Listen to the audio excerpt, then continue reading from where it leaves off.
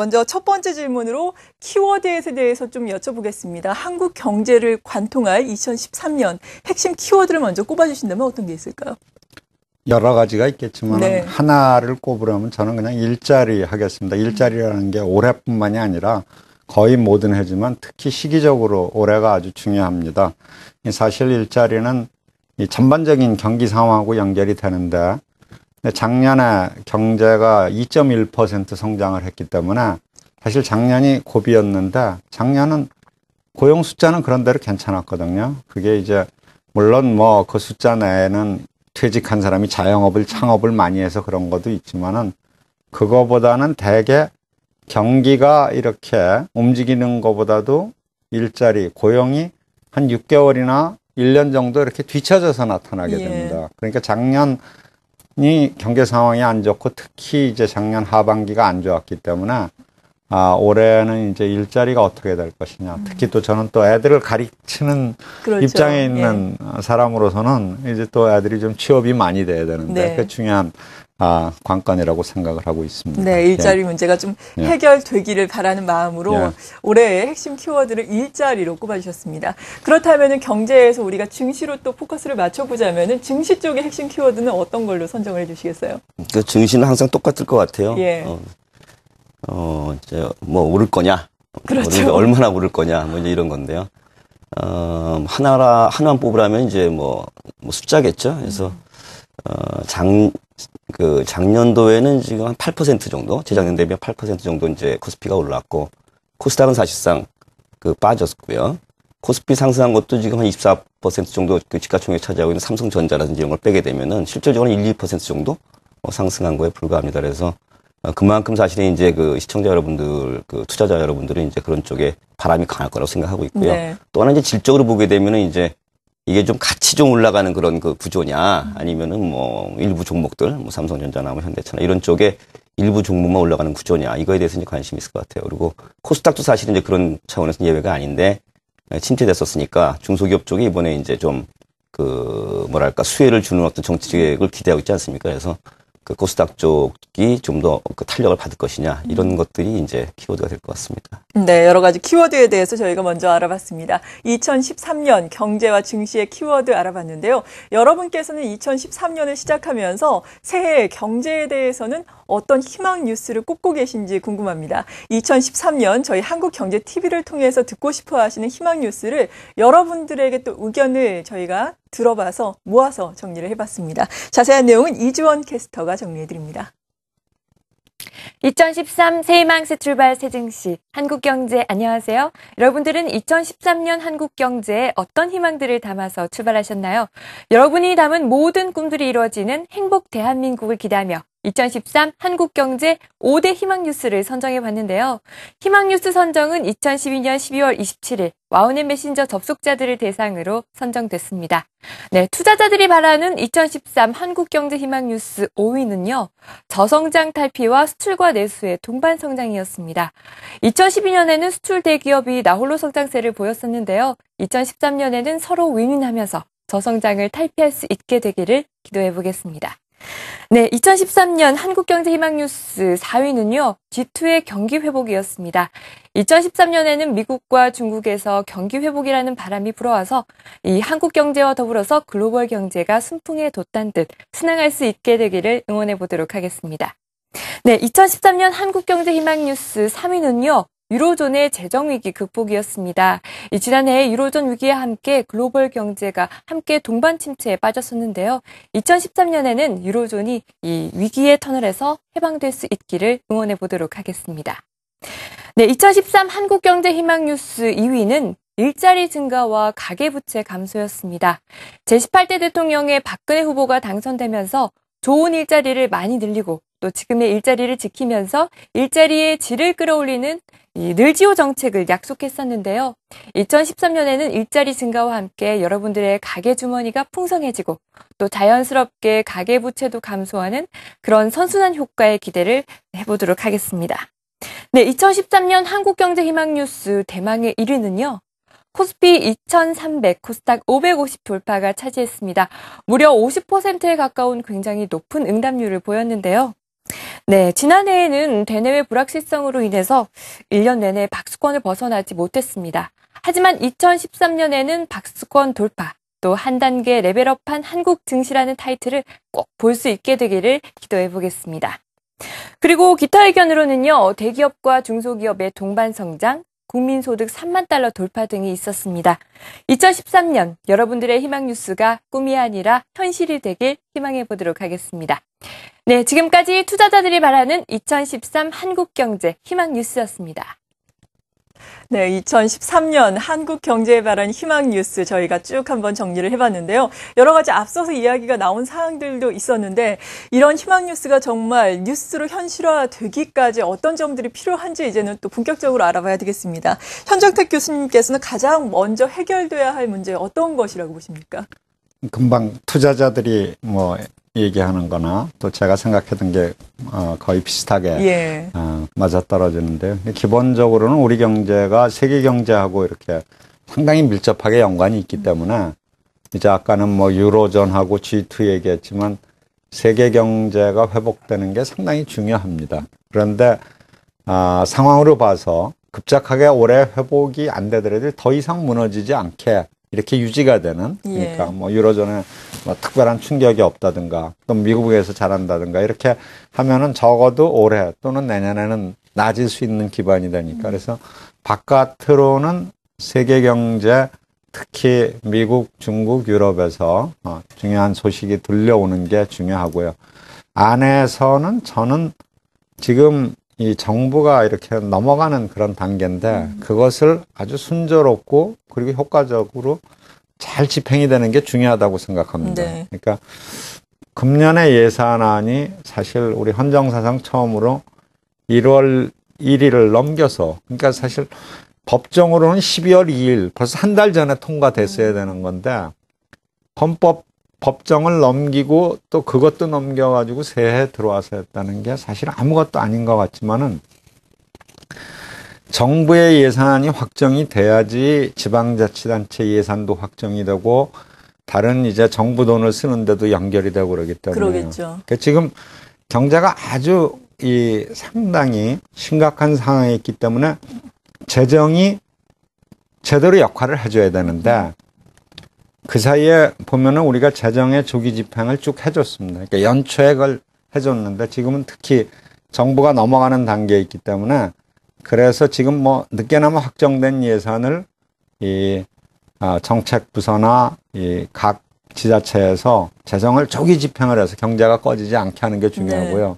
연결이라는 거는 기업들도 마찬가지겠습니다. 기업들도 아닌 말로 정말로 이제 투자에 대해서 여러 가지 상황에서 투자를 갖다가 눈치를 보기도 하고 또 정부가 이렇게 어떻게 되느냐 하는 것도 했는데 이제는 그런 거 볼 거 없이 빨리 좀 과감하게 투자를 해서 경제 활력을 찾는 게 필요하다고 생각을 합니다. 네.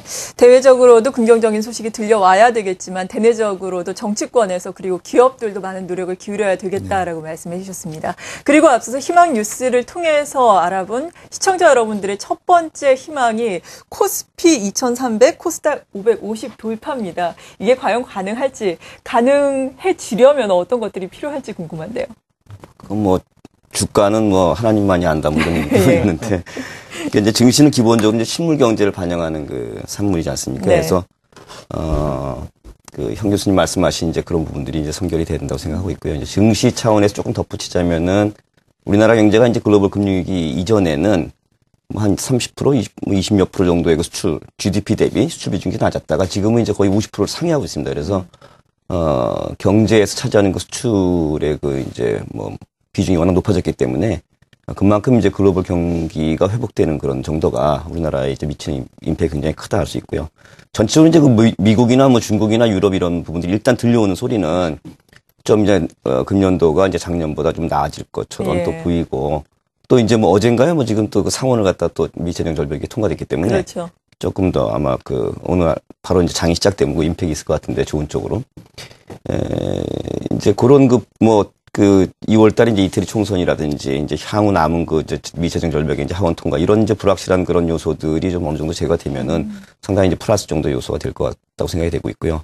국내는 사실은 이제 굉장히 복잡한 그런 과정 이제까지는 다른 어떤 그런 공약 어떤 그런 구조적인 변화를 일으키는 그런 쪽에 이제 그 선거였기 때문에 좀 이제 지체되는 그런 측면들이 있고요. 이제 이슈로 보게 되면은 아무래도 이제 가계부채, 아까도 잠깐 얘기했었지만 그 부동산 그런 그 대책 이런 이슈들이 어떻게 연착륙을 할 수 있느냐 하는 게 이제 그 증시하고 관련이 돼 있고 이런 펀더멘탈한 것 말고 사실 이제 뭐 증시 자체 어떤 그러면 그럴까 이제 수급적인 요소가 있을 것 같습니다. 그러니까 작년부터 보면 외국인 그 자금이 계속 들어와서 주식 비중이 높아졌고 국내 자금들은 사실은 이제 안정자산 선호해갖고 좀 많이 빠져나갔어요. 그렇죠.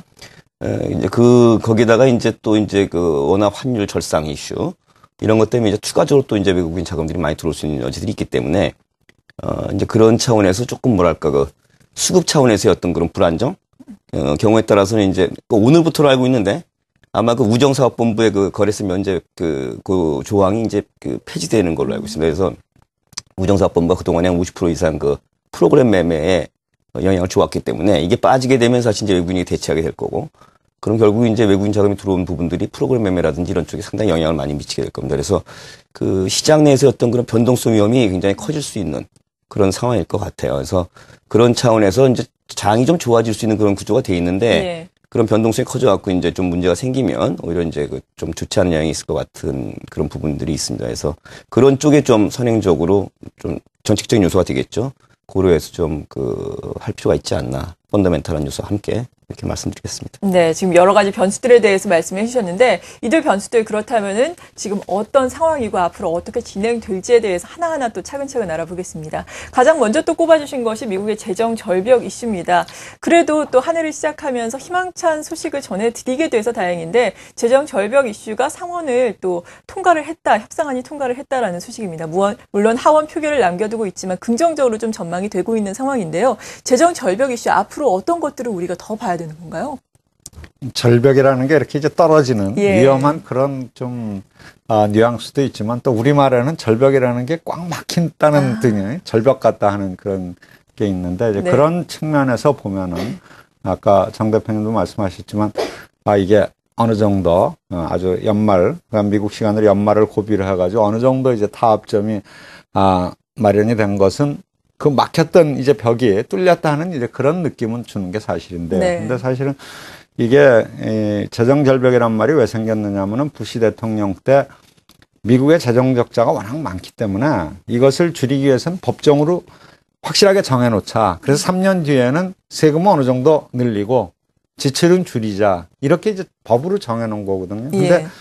3년이 지나서 보니까 이걸 그대로 실행할 수는 도저히 없는 상황인. 이건 누구 다 아는 건데, 그러면은 그렇게 정했던 거를 서로 이제 좀 타협점을 찾아서 현실에 맞게 조정하자는 건데, 그게 쭉 안 돼 왔던 건데, 조금 아쉽게도 이 세금을 많이 올리자는 것을 이제 세금 부분에서는 이제 엊그저께 바로 이제 어제 이게 합의가 됐는데, 네. 지출 쪽에서는 아직 좀 남아있는 게 그렇죠. 있습니다. 근데 세금도 물론 이제 하원 표결이 남아있지만은, 하나 이제 미국이란 제도의 또 장점으로 살린 게 이 정치를 하는 사람들이 아주 꽉 막혔던 그런 상황에서도 극적으로 이렇게 타결을 하는 걸 보인다는 거. 그래서 미국의 증시는 상당히 좋게 받아들인 것 같은데요. 예. 그래서 요런 이제 하원의 표결하고 네. 이제 더 중요한 거는 앞으로 2달 뒤에 지출 쪽. 가장 중요한 것은 미국의 재정 적자 부채 한도라는 게 있습니다. 그러니까 만약에 그 한도를 법정으로 조정을 안 하면 사실 이 형식상으로는 미국 연방정부가 부도가 날 수도 있거든요. 그렇죠. 그러니까 그런 걸 한 2달 연기를 했는데 앞으로 2달간의 과정도 좀 지켜봐야 되지만은 그래도 새해 첫날에 조금은 좋은 소식이라고 볼 수 있겠습니다. 네, 그렇죠. 미국의 재정 절벽 이슈에 대해서 알아봤는데 또 중요한 것이 경기 문제입니다. 경기가 과연 계속해서 회복이 될 수 있느냐가 관건인데 일단은 중국에서도 경제 지표가 상당히 긍정적으로 나오고 있습니다. G2의 경제, 미국과 중국 묶어서 한번 전망을 해볼까요? 어떻게 생각하세요? 형 교수님 말씀 주셨지만 이제 미국 그 재정 절벽 이슈가 일단은 좀 상원을 통과해서 예. 좀 불확실성을 많이 좀 제거한 거고요. 아까 말씀하신 대로 이제 가이트너 그 이제 재무장관이 한 2월까지 좀 2개월 정도 이제 시한을 좀 벌어놨는데 그동안에 이제 하원의 이슈가 있겠죠.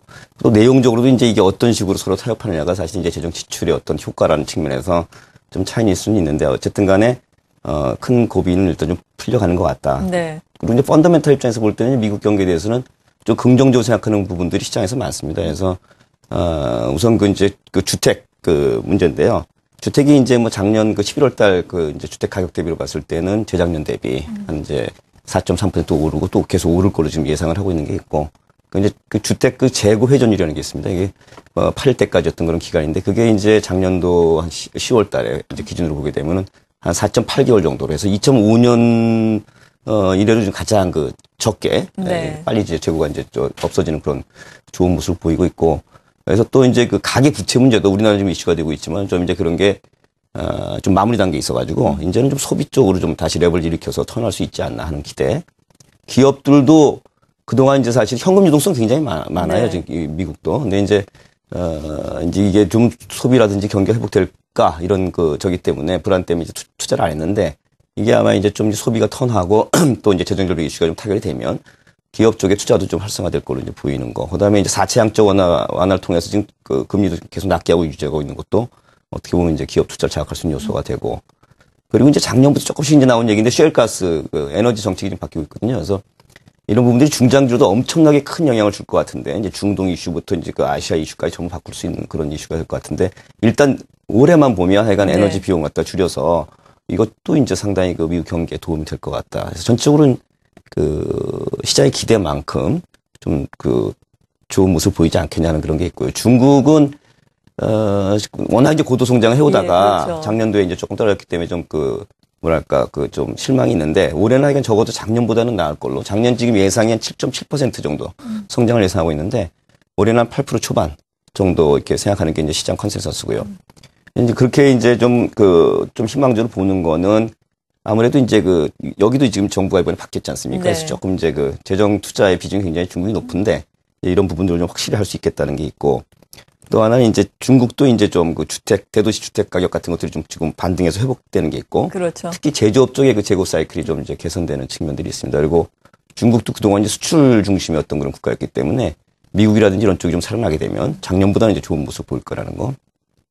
그리고 이제 시진핑이 이제 되면서 작년도 말에 이제 경제 공작회의를 했어요. 네. 그 공작회의에서 지금 한 내용 중에서 얘네들이 도시화율을 지금 이제 대폭 높이기로 했습니다. 그래서 지금 한 51% 정도 도시화율이 돼 있는데, 2020년까지 60%로 지금 높이고, 그 과정에서 한 40조 위안을 갖다가 지금 이제 푸는 걸로. 그럼 연간 한 4조 위안이니까 우리나라 돈으로 한 800조 가까운 그런 돈이 되는데, 이거를 이제 푸는 그런 걸로 되어 있습니다. 그래서 나름대로 적정한 정도의 펀더멘탈한 요소와 재정 투자 정책적인 어떤 그런 차원의 결합을 통해 가지고 그 정도 성장을 달성할 수 있지 않겠냐. 단지 이제 중국이 그동안에 이제 많은 이슈가 있었어요. 그래서 이제 빈부격차가 지니 계수가 0.6까지 되니까 굉장히 문제가 있고, 그거에 따라 소비도 좀 제약이 있고, 그 다음에 얘네들도 지금 우리나라 비슷하게 고용 없는 성장 그런 상태가 되어 있습니다. 그래서 중진국 함정 얘기가 나오고 있는데, 이런 부분들 갖다 얘네들 타결하려면 이제 임금도 올려야 되고, 소득 분배도 좀 고려해야 되고, 또 과잉 중복 투자도 지금 조정을 해야 되고, 이런 갖가지 이슈가 있습니다. 그래서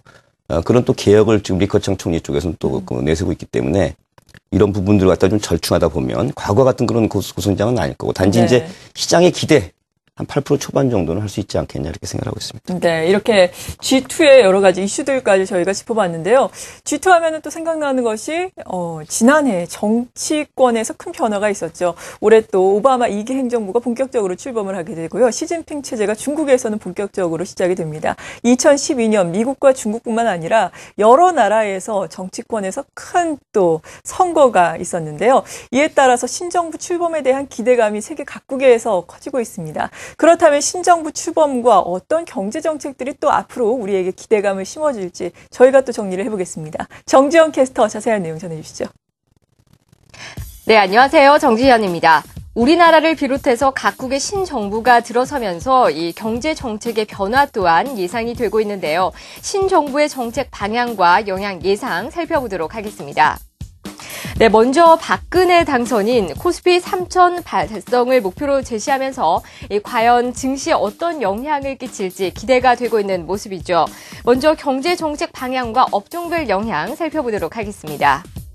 경제 민주화 관련해서는 기존 순환 출자에 대해서는 인정하고 또 신규 순환 출자만 금지하는 정책, 그리고 금산 분리 원칙을 강화한다는 골자의 정책을 펼칠 것으로 보이고 있습니다. 뿐만 아니라 증세 없는 봉지 정책을 제시하고 있는데요. 예산 효율화와 절감 등을 마련을 통한 이 재원을 바탕으로 해서 비정규직과 또 정규직 전환과 반값 등록금 등의 복지 정책을 제시하고 있습니다. 이 밖에도 경제 발전의 방향은 수출과 내수의 균형을 이룬 정보통신 분야의 발전을 달성하는 데 주력할 것으로 보이고 있고요. 또 정책에 긍정적인 영향을 기대할 수 있는 업종은 규제가 진행이 되면서도 이전 정권과 비교적 변화가 있을 것으로 보이지 않는 유통과 또 부동산 규제 완화가 커지고 있는 건설, 유틸리티, 그중에서도 공급과 가격 정책이 예상되는 전력을 긍정적으로 꼽고 있습니다. 다음은 미국 살펴보도록 하겠습니다. 미국에서도 지난 11월 오바마 2기 정부가 출범을 했죠. 정권이 이어지면서 대북 정책과 또 한미 경제 정책에서도 기존 관계와 정책 기조가 유지될 것으로 예상이 되고 있는데요. 재정절벽 협상은 현재 상원 타결, 또 하원은 막판 진통을 겪고 있습니다. 기본적으로 부자 증세와 또 의료개혁 등을 강화하는 방향의 정책들을 펼쳐왔는데요. 미국 하면 특히 정유 관련해서 많은 이슈가 있었던 국가였죠. 이와 관련해서 에너지 업종이 재조명을 받을 것으로 보이고 있고요. 뿐만 아니라 내수 경기 회복과 관련해서 특히 제조업 일자리 창출에 주력할 것이다라는 의견이 나오고 있습니다. 계속해서 중국 살펴보도록 하겠습니다. 중국 역시 시진핑 신정권이 시작이 됐습니다. 중국도 이제 10% 이상의 성장이 아닌 8%대의 성장을 기록하면서 수출 중심의 성장 구조에서 내수와 소비 중심의 성장 구조로 변화가 불가피한 시점인데요. 부동산 등 투자 중심 전략보다는 서비스업 고도화가 진행이 되면서 그 부분이 집중적으로 이루어질 것으로 보이고 있습니다. 구체적인 총사진은 시간이 좀 더 지나야 나올 것으로 보이는데요. 질적 성장을 중심으로 한 정부의 정책이 예상되고 있습니다. 마지막으로 일본 살펴보도록 할까요? 일본의 경우에는 아베 신조 총리가 재임을 하고요. 자민당이 선거에 압승하면서 전반적으로 우경화가 가속화되고 있습니다. 이에 따라 적극적인 재정 확대와 또 강력한 금융 완화 정책이 예상되고 있는데요. 특히 엔화 관련해서 중앙은행의 정책 연계와 더불어서 약세 기조가 지속될 것으로 보이고 있습니다. 다만 가파르게 약세가 지속될 가능성은 낮다라는 의견이 우세한 부분입니다. 이 밖에도 한중 관계는 경색 일로를 보이고 있기 때문에 한국의 대중 수출과 관련해서는 유리한 입지를 가질 수 있다는 의견 역시 나오고 있다는 점 참고하시기 바랍니다.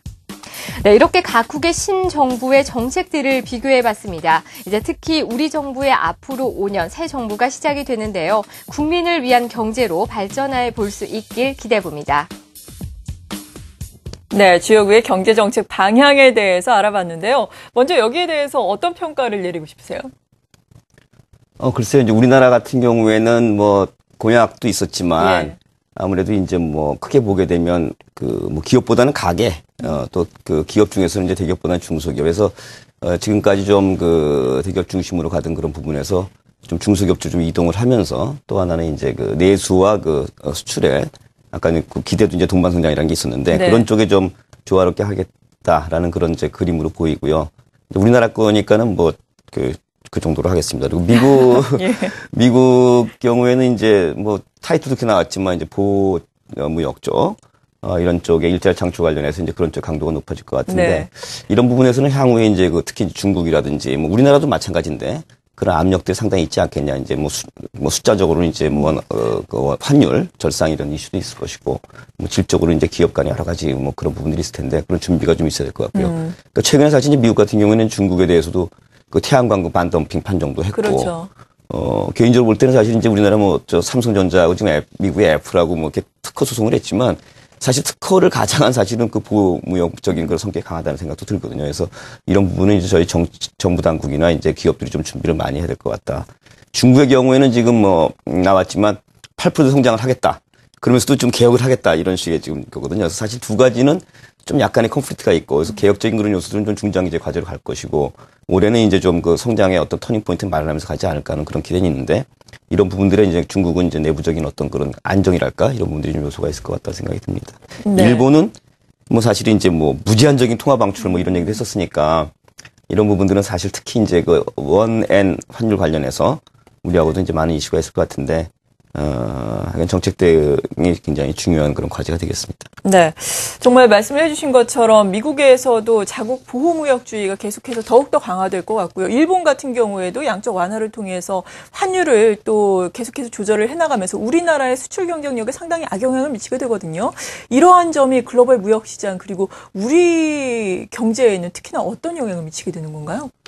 우선 전망이라기보다는 예. 바람을 먼저 얘기를 하면요. 네. 그러니까 미국이 사실은 정부 성격으로 보면은 민주당 정부가 미국의 민주당 정부 얘기입니다. 이제 공화당보다 좀 보호무역이 색채가 강하거든요.